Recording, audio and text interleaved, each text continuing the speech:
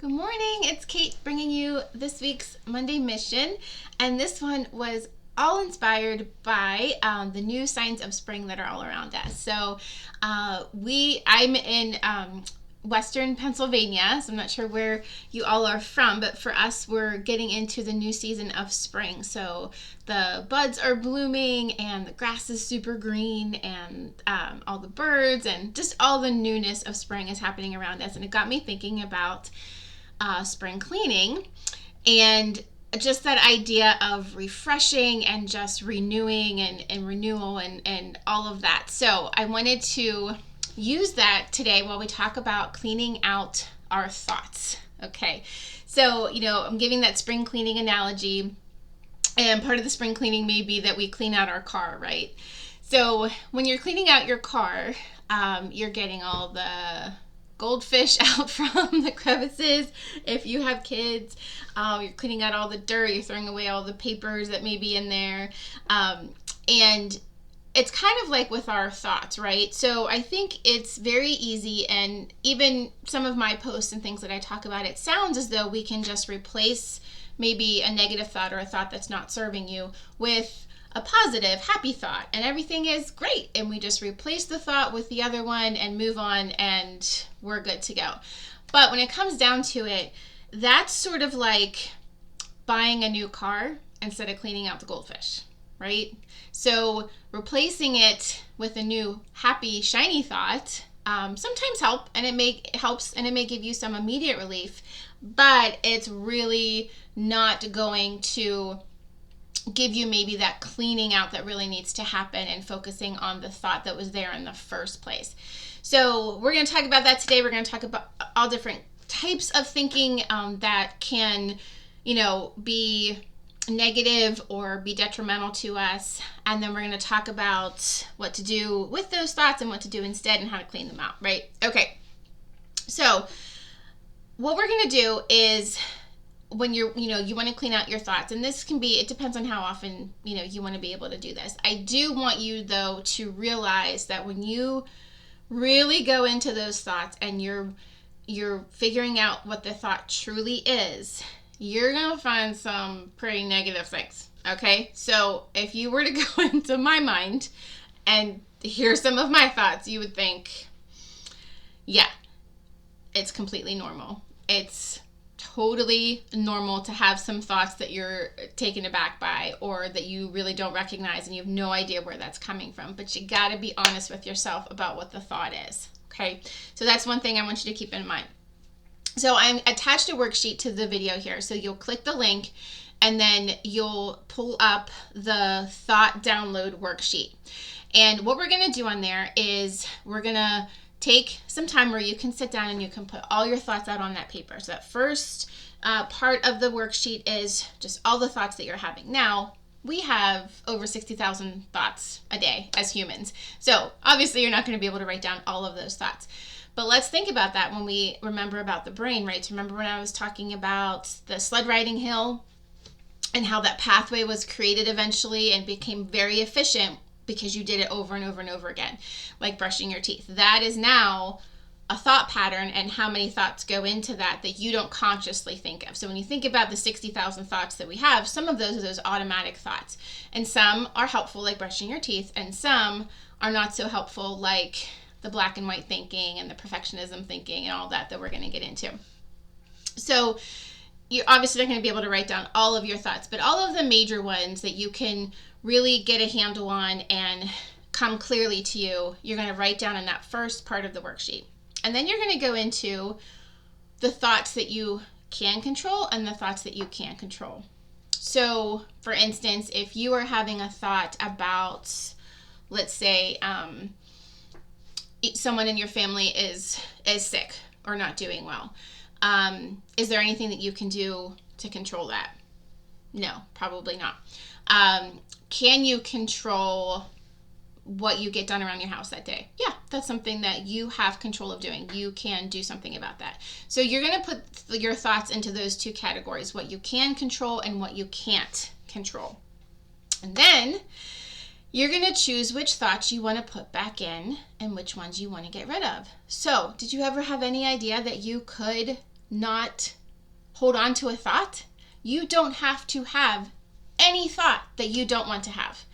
And think of that. It's super empowering to realize that the thoughts that you have, you get to choose which ones you keep and which ones you don't keep.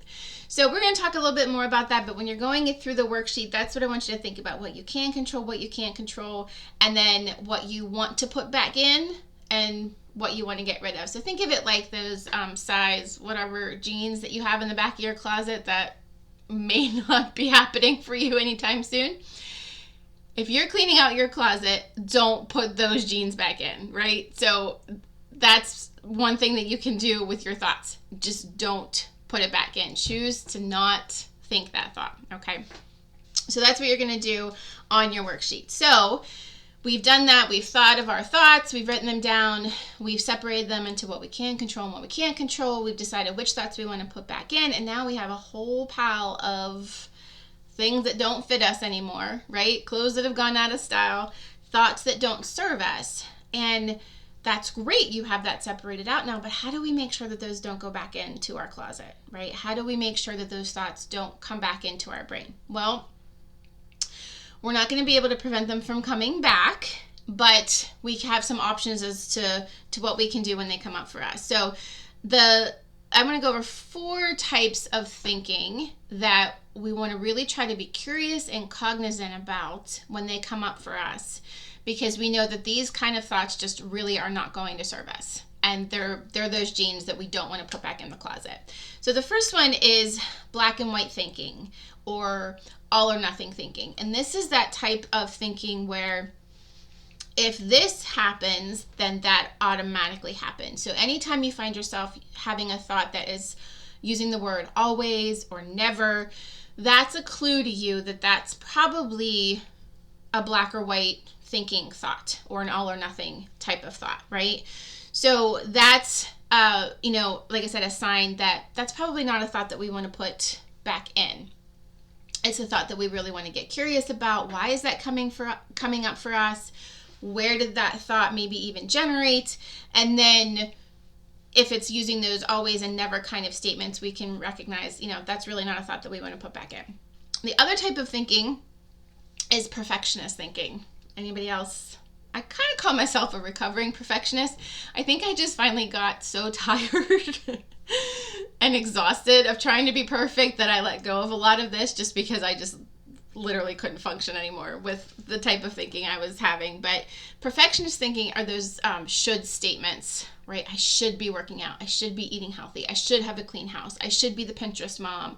I should. That's the perfectionist thinking that's going on. And so again, that's a sign when you have a thought that has the word should in it, or everyone else is able to have a perfectly clean house, and those kinds of thoughts are those perfectionist thoughts. So that's a red flag that's a pair of jeans we don't want to put back in. Then we have a lot of overthinking. And again, the only reason I can speak to all of these is because I do all of them. So I'm in there with you, I promise. But overthinking, this, for me, I kind of always go to that paralysis by analysis.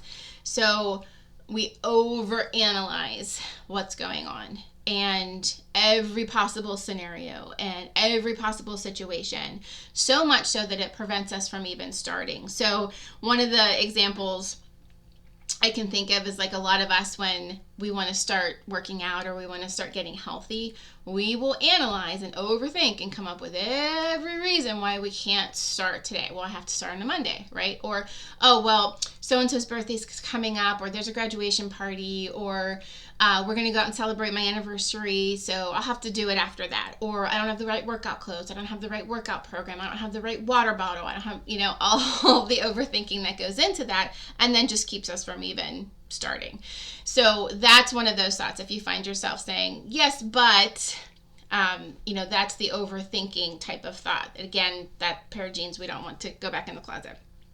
And the other type of thinking that often comes up for me, and I'm thinking that you could probably relate, is that sort of catastrophic thinking, catastrophizing. So one thing maybe is going on in your life, and you start thinking about everything that's wrong in your life, or you start finding things that are wrong in all areas of your life. So when I think about this type of thinking and where that comes up for me is it's really just what our brain does. So understanding why your brain does that is important. And what our brain does is it tries to validate the thoughts that we have and the information that we're giving it. Okay, so kind of think about it. I remember after college, I had my first job, and my dream car was a silver CRV. And I was just in love with this car, and I wanted it so desperately, and it was going to be my first big girl car that I bought on my own, right? And I remember thinking prior to that, like, I didn't really notice a lot of the, CRVs on the road, or, I don't even know where it came from that I realized that that's the car I wanted. But once I realized I wanted that car, I noticed them everywhere. And that's what our brain does. Until it's told to pay attention to something, it may not be that aware that it's going on. But once you give it that signal to go ahead and pay attention to it, then it sees evidence everywhere. So how this relates to our thinking, especially that catastrophic thinking, is something is maybe not going great at work. Your brain looks for evidence of things not going well in all areas in your relationship, with parenting, with your family, with your friends, and it looks for information to validate that thought, that negative thinking. So that's where that catastrophic thinking kind of comes in. And the red flags for that are just when you realize that, hey, I'm finding something negative or something wrong in multiple areas all the time. Then that's a sign to you, like, hey, maybe we need to really be curious about this type of thinking and what's going on. Okay, so when you have those thoughts and you recognize that they're either the black and white thought, perfectionist thought, overthinking, catastrophe, kind of thoughts, you really just want to start by being curious. Okay, because if you remember, I had done a post recently where I said curiosity is the opposite of judgment. You cannot judge if you're being curious. So instead of judging yourself for having the thought that comes up for you, be curious about it. Where does that thought come from? Why is that coming up for me? And then there is no judgment there. You're just being curious about, where that's coming from. We can't just, like I was saying in the beginning, replace those thoughts with something positive. If I hate my body, if I truly look in the mirror and feel disgusted, replacing that thought with I love my body, I'm not going to believe it. My brain is not going to make that jump, right? I could start with maybe a neutral thought, like I have a body. There's no judgment to it. I have one. That's a fact, right? So I could start there. But to make that leap, it's not going to serve you, because your behavior is not going to match that, because you truly don't believe it. Okay, so just be curious about those thoughts that come up for you, and recognize that there is no thought that you have to have. No thought. Okay, so your husband cheats on you. There's infidelity in the marriage. You do not have to think that your marriage is over and you need to get a divorce, even though maybe that's what society has told you, or those are the values that have been in your family and that you grew up with.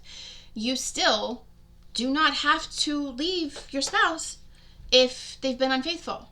You may choose to, but you don't have to have that thought, okay? Same thing if you are a certain size. Let's say that you're a couple size bigger than you were several years ago. You don't have to have the thought that you're fat and you're gross and you're, you shouldn't be this way and you're unhealthy and you're this and that. You may choose to think, I want to get healthy. I don't want to feel this way. That's okay. But you don't have to automatically hate your body because it's a certain size. Okay? I remember my whole life, all I wanted to be was a size 8. I don't know where that came from. I think it was because my mom's very thin, and she was always a size 8 when I was growing up, and I just always had it in my head that if I was a size 8, then, the black or white thinking, everything would just be wonderful, and I would be so happy, right? Well, when I was on my weight loss journey, I was a size 8. I was several sizes even smaller, and the happiness didn't automatically come with it. So you don't have to think that thought, because sometimes when you even get the thought that you think that you have to have, it doesn't get you what you think you truly want. So you don't have to have that thought. Another thought you don't have to have. Let's say that your mother-in-law is super critical of you. Okay, she makes comments, she's, judgmental about things you do with the kids or how you keep the house or, whatever it is. You don't have to think that she hates you. Okay? You can maybe recognize where those thoughts are coming from for her. Maybe if you know her background, you can think about them a lot of different ways, but you don't have to think that she hates you because she's critical. Okay? So recognize, if you take 2 takeaways from this video, it's be curious about your thoughts, no judgment with them, and you don't have to think any thought that you don't want to think. You can slowly and gently let thoughts go that are no longer serving you. All right. So that's how we're going to do our spring cleaning. We're going to jot down the thoughts. Okay, just have a thought download, put them all down. Then we're going to decide what we can control and what we can't control. And we're going to decide what thoughts we want to keep and what thoughts we want to get away from, that we want to throw out and not have in the back of our closet. Okay, so that is your mission, is to use the worksheet. And as always, share what comes up for you this week, any questions that you have. I always love to hear from you guys, and I will talk soon. Thanks. Bye.